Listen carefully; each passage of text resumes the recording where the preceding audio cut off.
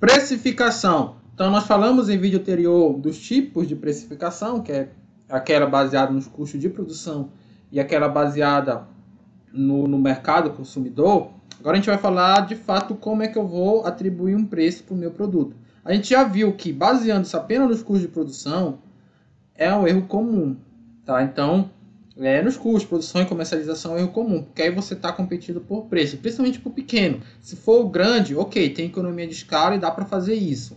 Mas para o pequeno não é assim, você não tem que estabelecer um preço com base naquilo que custou para você produzir aquilo, colocando o percentual aí para ter lucro. Não é dessa forma. Porque dessa forma você está olhando só para os processos internos da empresa. E você não está olhando para o cliente. Lembre-se que o marketing tem um foco no cliente. Tá? A própria história da administração mostra isso. Nos primórdios da administração como ciência, de Taylor, o foco era no ambiente interno, nos processos produtivos da empresa. Depois, com a chamada teoria neoclássica, o foco foi mudando para o cliente externo, na verdade, para o ambiente externo onde se está o cliente. Então, a precificação, você tem que olhar muito mais para os clientes do que para os seus processos internos. Aí, os seus processos internos, na verdade, eles servem como o básico, é o preço mínimo que eu tenho que vender. Só que você não é correto vender nesse preço mínimo, você tem que ver, o mínimo que eu tenho que vender é isso, para eu ter lucro nos meus processos. Mas para eu ganhar valor e competir por valor, vou ter que vender por mais do que isso. Tá? Se meus clientes não enxergam valor capaz de pagar esse preço aqui, que é o mínimo, é sinal de que o meu negócio não está viável, né? O mínimo para cobrir meus processos produtivos. Então tá. Então tem que incluir a percepção dos clientes e você tem que ver que geralmente isso dá um valor melhor. Pode dar aquele objeto um valor maior. Assim, os clientes muitas vezes podem dar um objeto um valor subjetivo maior do que o preço que você chegou ali com base em custos, tá? Eu vou colocar aqui preço justo, porque a conversão do valor em preço, né?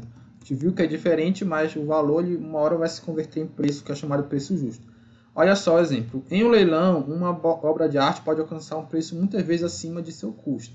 É típico exemplo do mercado aí de alta renda, né? Para melhorar o preço do produto, uma ótima estratégia é agregar valor a ele.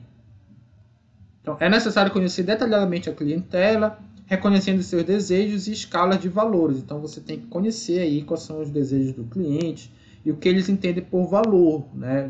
Lembre-se, não é você que vai definir, é o cliente, né? Você vai tentar deduzir com base nos valores, nas emoções dele.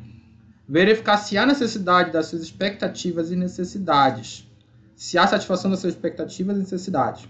Com referência aos produtos e serviços oferecidos. Então, ver se o seu produto e serviço realmente ele cumpre aí as expectativas e satisfaz a necessidade dos clientes. Você tem que estar atento com os preços da concorrência. E lembrar que a oferta de condições de pagamento é um diferencial importante. No caso aqui, a questão de você pagar, oferecer a prazo. Isso aqui pode ser muito importante no fato de muitas pessoas preferirem, né, o pagamento parcelado. Entre outras condições aqui que você pode estar oferecendo para se diferenciar da concorrência. Então, quais são os critérios para definir um preço justo? Primeiro, você não pode deixar de olhar para a concorrência. Você tem que ver qual é o preço praticado pela concorrência. Se existir um diferencial em seu produto em relação à concorrência, o seu produto pode custar um pouco mais. Você tem que olhar para a concorrência, ver o que ele está oferecendo e se o que ele está oferecendo, primeiro, se atende toda a demanda do mercado. Que pode ser também isso, que ele está oferecendo um produto, mas que não consiga atender toda a demanda do mercado. Aí sim, você tem espaço para crescer. Mas se de fato é um mercado que está muito competitivo e você sabe que ele consegue, de alguma forma, atingir aquela demanda básica, você pode meio que criar necessidades, se diferenciando desse concorrente. E aí você vai ter que cobrar mais caro por isso, né? Porque você está oferecendo um diferencial e a ideia é que você encontre um público que enxergue mais valor em você do que o seu concorrente e que esteja disposto a pagar mais caro por isso. A demanda do mercado. Então, quanto maior a procura, menor poderá ser o preço. Então, uma vez que há um volume maior de vendas. Se você consegue vender muito, né, isso também está relacionado com o quanto que você consegue produzir, você pode oferecer até um preço menor, aí você já tem um pouco ali de economia de escala. Assim, a gente falou de diferenciação de economia de escala, são dois modelos. Não quer dizer, eu estou competindo por diferenciação, vou esquecer aqui a escala. Estou competindo por escala, vou esquecer a diferenciação.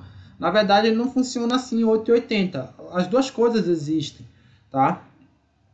Claro, uma vai predominar sobre a outra, mas não dá para ignorar completamente essas duas questões.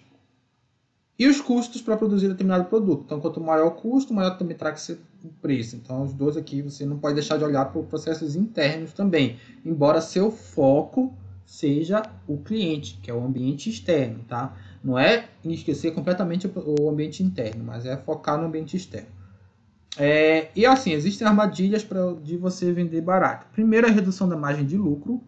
Eu já falei que isso aqui só seria viável se tiver muita escala o produto. E você vai depender desse volume de vendas. Você vai ficar totalmente dependente de ficar vendendo muito. E se por algum motivo suas vendas caírem, você vai ter um grande prejuízo. Foi o que aconteceu com a Ford até. Depois ela teve que se reinventar. Quando a Toyota veio, começou ali a ganhar market share porque as pessoas não queriam mais carro padrão da Ford, queriam um carro diferenciado. Novamente, como eu falei em vídeo anterior, pode indicar má qualidade de produto. As pessoas, muitas vezes, quando veem um produto muito barato, já imaginam que ele não seja bom. As pessoas são diferenciadas. Muitas vezes nem é verdade, mas tu colocar muito barato já afasta ali um determinado grupo de clientes que só pelo fato do preço ser baixo já pensa que o produto é de má qualidade.